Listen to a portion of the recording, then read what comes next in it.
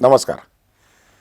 दादासाहेब फाळके भारतीय चित्रपटसृष्टीचे जनक असं आपण त्यांना म्हणतो. जनक म्हणजे त्यांनी भारतातला पहिला चलचित्रपट काढला, त्याला जन्म दिला, एवढ्यापुरतंच हे जनकत्व नाही आहे. तर त्यांनी चित्रपट तर काढलाच, पण चित्रपट व्यवसाय या भारतात कसा रुजेल या दृष्टीने त्यांनी सर्वात प्रथम प्रयत्न केले. आज जे चित्रपट निर्मितीपासून वितरणापर्यंतचं जे जाळं अवघ्या भारतवर्षात पसरलेलं आपण पाहतो, त्या प्रत्येक ठिकाणी प्रत्येक गोष्टीची मुहूर्तमेढ दादासाहेबांनी रचली आणि म्हणून ते भारतीय चित्रपट व्यवसायाचे देखील जनक आहेत.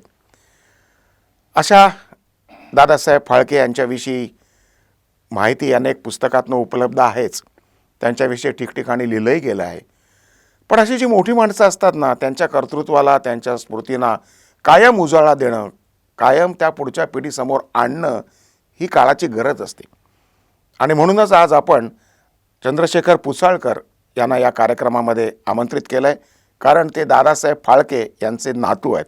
नमस्कार चंद्रशेखरजी.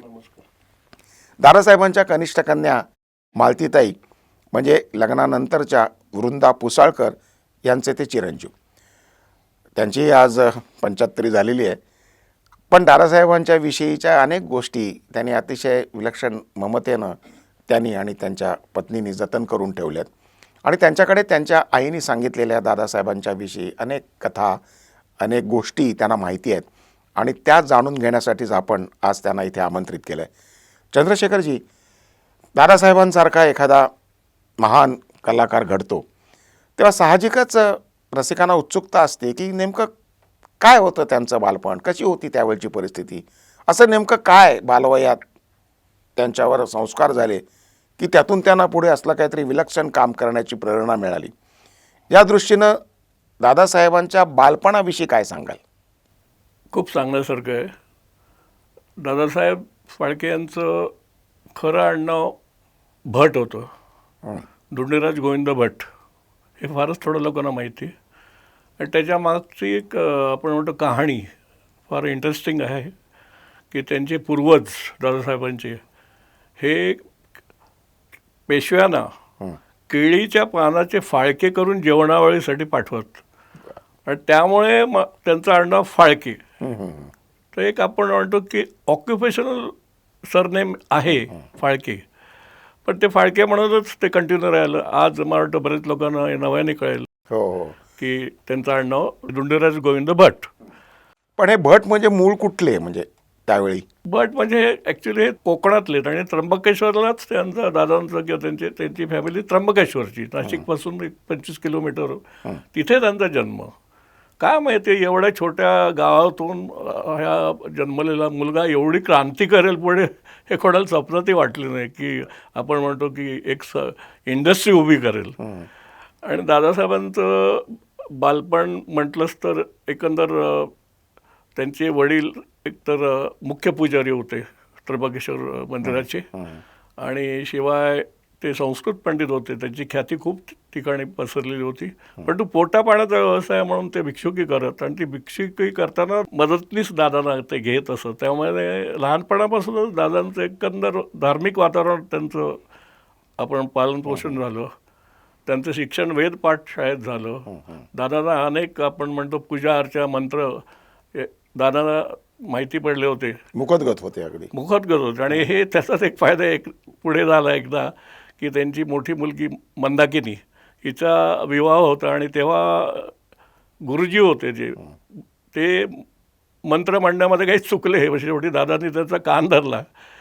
अरे बाबा असं नाही म्हणायचं, मी म्हणतो तसं म्हण. म्हणजे आपण म्हणतो की याचा फायदा त्यांना होत होता, त्यांना ते विसरले नव्हते. आणि दादांचं असं होतं की त्यांना कलेची ओढ पण खूप होती. म्हणजे कुठलीही कला, आपण नवीन कला शिकण्यात त्यांना खूप आवड होती आणि ते फॉलो करत. जसं आई समजा रांगोळी त्यांची काढायची, ते पण तशी फॉलो करायचे. नंतर त्या आकाशकंदील बनवायचे, गणपतीची मूर्ती बनवायचे. अनेक कलामध्ये ते चांगले प्रवीण होते. कलेकडे ओढा होता त्यांचा.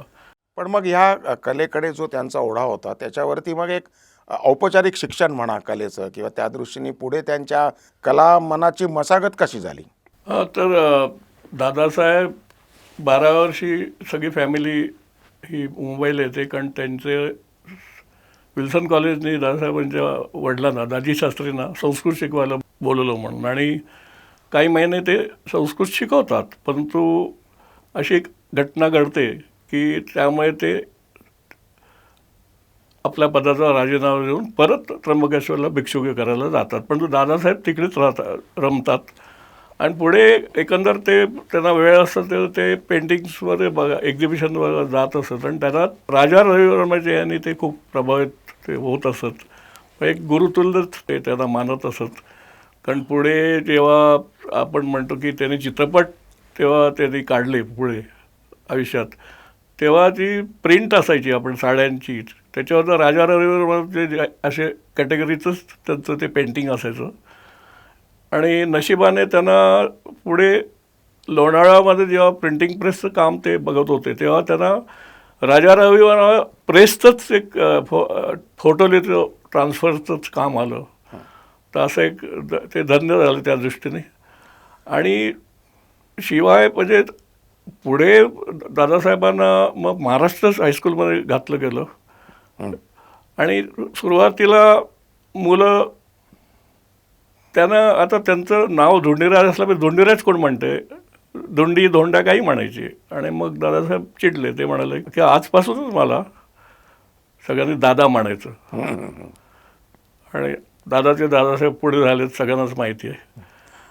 पण मग बडोद्याला दीर्घकाळ दादासाहेबांचं वास्तव्य होतं. तो नेमका काय कालखंड होता आणि तिथे त्यांना नेमका कलाविषयक कसा दृष्टिकोन मिळाला? बडोद्याला त्यांना पाठवलं गेलं कारण जे स्कूलला पाठवलं त्यांना उत्तमपैकी ते पास झालेले डिप्लोमा, आणि त्यांना बडोद्याला ॲडव्हान्स ट्रेनिंगसाठी पाठवलं गेलं. आणि बडोद्याच्या जे कलाभवन म्हणून त्याची संस्थेचं नाव, त्याने त्यांच्या आयुष्यात खूप बदल घडून आणला. कारण कलाभवनला आपण म्हणतो की दादांचं एक तर होतं की नवीन नवीन कला शिकायची त्यांना खूप आवड होती आणि त्या कलेमध्ये ते मास्टरी पर मिळवलं. म्हणजे drawing, painting, model making, architect, म्हणजे त्यांच्या एका मॉडेलला तर इंडस्ट्रियलच्या एक्झिबिशनमध्ये त्यांना बक्षीस पण मिळालेलं. शिवाय फोटोग्राफीमध्ये पण त्यांचा इतका हात झाला की प्रोफेसर गज्जर म्हणून त्यांचे होते त्या कलाभवनचे मेन, त्यांनी ते ओळखलं याच्यात काहीतरी वेगळंच आहे. आणि मग त्यांनी स्वतःची लॅबच त्यांना वापरायला दिली आणि त्यांना स्कॉलरशिप सुरू केलं. आणि त्या स्कॉलरशिपच्या पैशामध्ये दादांनी एक कॅमेरा घेतला आणि मग त्यांना ते एक व्यासंगच हेच लागलं, वेळच लागलं की फोटो काढायचे आणि हे करायचं. आणि शिवाय फोटोग्राफीमधला ॲडव्हान्स आपण जे काय असतं फोटो मेकॅनिकल प्रोसेसिंग वगैरे हे सगळं दादा तिकडे शिकले. आणि याचा इफेक्ट असा झाला की पुढे त्यांना अनेक उद्योग त्यांनी केले. त्याच्यामध्ये त्यांनी सुरुवातीला गोध्राला त्यांनी स्टुडिओ त्यांचा होता या त्यांच्या स्किलमुळे, फोटोग्राफी स्टुडिओ. तर ते स्टुडिओ पण चांगला चाललेला कारण त्यांच्या एकंदर स्किलमुळे येत असत लोक. परंतु काहीतरी एक गैरसमज पुढे झाला की कॅमेरा माणसातली शक्ती ओढतो आणि माणूस मरतो. ॲक्च्युअली तेव्हा प्लेगची साथ सुरू झालेली आहे आणि कुठेतरी दादांच्या याच्यावर शिकलं गेलं उगाचच. आणि त्यांच्या स्टुडिओवर लोक आले, दगड मारला आणि त्यांचा व्यवसाय बिचारे, त्यांची एक बायको आणि मुलगी, 2 मुली पण प्लेगच्या साथीत गेली आणि ते रिकाम्या मनाने आणि रिकाम्या खिशात काहीच नव्हतं असे ते बडोद्याला परत आले. म्हणजे केवळ अंधश्रद्धेपायी कॅमेराविषयीच्या दादासाहेबांचा स्टुडिओ त्यावेळी त्यांना बंद करायला लागला. नंतर दादासाहेबांनी काय केलं? कारण दादासाहेबांनी जो चित्रपट काढला तो साधारणतः वयाच्या 41-42 वर्षी त्यांनी काम सुरू केलं आणि 2 वर्षांनी काढला. पण तोपर्यंत वयाच्या त्या 40-41 वर्षापर्यंत दादासाहेबांनी नेमकं काय केलं? मी म्हटलं जसं त्यांनी स्टुडिओ चालवला तो बंद पडला, पण नंतर मग त्यांचं दुसरं लग्न झालं करंदीकर या मुलीची. आणि त्यानंतर एक स्थैर्यता पाहिजे म्हणून मग त्यांनी एक ब्रिटिश आर्किओलॉजी डिपार्टमेंटमध्ये ड्राफ्टमन कम फोटोग्राफर असा त्यांच्या म्हटलंच तर त्यांचा आवडीचा जॉब होता तो फोटोग्राफी. आणि मग ठिकठिकाणी हिंडायचं त्यासाठी आणि भूमिगत जी शहरं, भूमिगत लेणी वगैरे याचे फोटो वगैरे काढायचे आणि ते परत त्याचा रिपोर्ट बनवायचा, सरकारला द्यायचा. असे 3 वर्ष या माणसाने काढले. मला पण आश्चर्य वाटतं. पण नंतर मग तेही कंटाळले की सगळं क्रेडिट तो युरोपियन बॉस खाऊन जातो. आणि शेवटी त्यांनी वंगबंधू चळवळीच्या निमित्ताने त्याचा राजीनामा दिला. आणि मग भांडारकर तेव्हाचे आघाडीचे हे होते, त्यांनी त्यांना मदत केली आणि मग त्यांनी एक प्रिंटिंग प्रेस त्यांनी चालू, फाळकेज आर्ट अँड प्रिंटिंग प्रेस चालू हो. अनेक गोष्टीमुळे दादा जायचे, शिकायचे आणि एक्सपर्ट पण व्हायचे. हे त्यांचं वैशिष्ट्य होतं.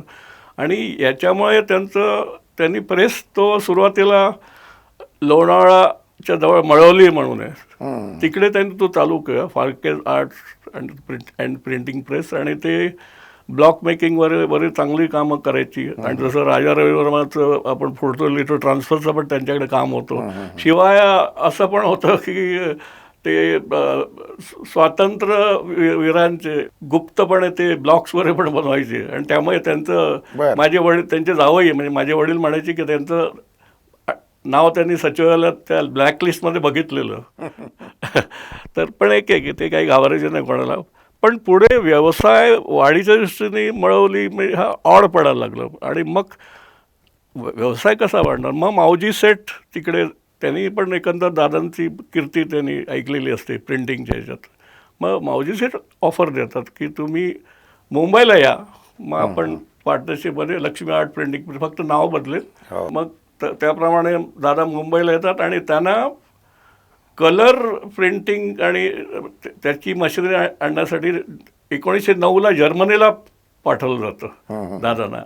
आणि त्याच्यात सुद्धा ते आपण म्हणतो की सगळं ते घेऊन येतात. आणि जेव्हा ते परततात आणि त्याचा उपयोग करतात त्याच्या नॉलेजचा, तेव्हा त्यांचं प्रेसचं नाव ते एवढ्या वरती घेऊन जातात की त्यांच्या प्रेसचं क्वालिटी प्रिंटिंग ही टाइम्स ऑफ इंडियाच्या लेवलला होती असं होतं. हो नक्कीच. आणि त्यामुळे त्यांचा बिझनेस खूप वाढला. पण तो मावजी सेट कसला, तो त्याचा लोप सुटला. आणि मग तो म्हणाला की आपण दादा असं करूया, आपण इन्फिरियर क्वालिटी आपण वापरू, म्हणजे आपला फायदा अजून वाढेल. पण दादाने काय, दादा म्हणाले मला क्षमा करा, या चाव्या घ्या, मी जातो. मला असं पटत नाही. पण मग हे एका बाजूला फोटो स्टुडिओ, मग काही काळ सरकारी नोकरी, मग प्रिंटिंग प्रेस, तो पण एक देशातला एक उत्तम प्रेसमध्ये गणला जाईल असा, हे सगळं एका बाजूला होत असताना असं काय घडलं की दादासाहेबांना चलत चित्रपट काढावा असं वाटायला लागलं? हो, आता असंच झालं की त्यांनी जेव्हा हा व्यवसाय बंद केला आणि त्यांनी प्रॉमिस केलेलं त्या मावजींना की मी तुम्हाला कॉम्पिटिटर परत कॉम्पीट करणार नाही. म्हणजे दुसरा कोणतरी प्रेसवाले पण परत आले की आपण लक्ष्मी आर्ट बंद झाला, आपण सरस्वती आर्ट काढूया.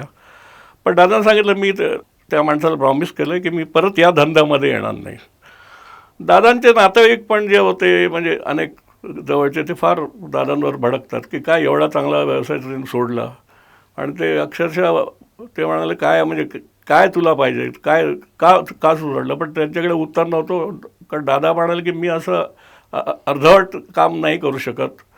आणि मग त्याच विवंचनेत आता पुढे काय, या विवंचनेत ते गिरगाव बॅक रोडला संध्याकाळी एक 7 वाजल्यासमोर आपल्या मोठ्या मुलाला भालचंद्रला घेऊन बाबारायला घेऊन फिरत होते.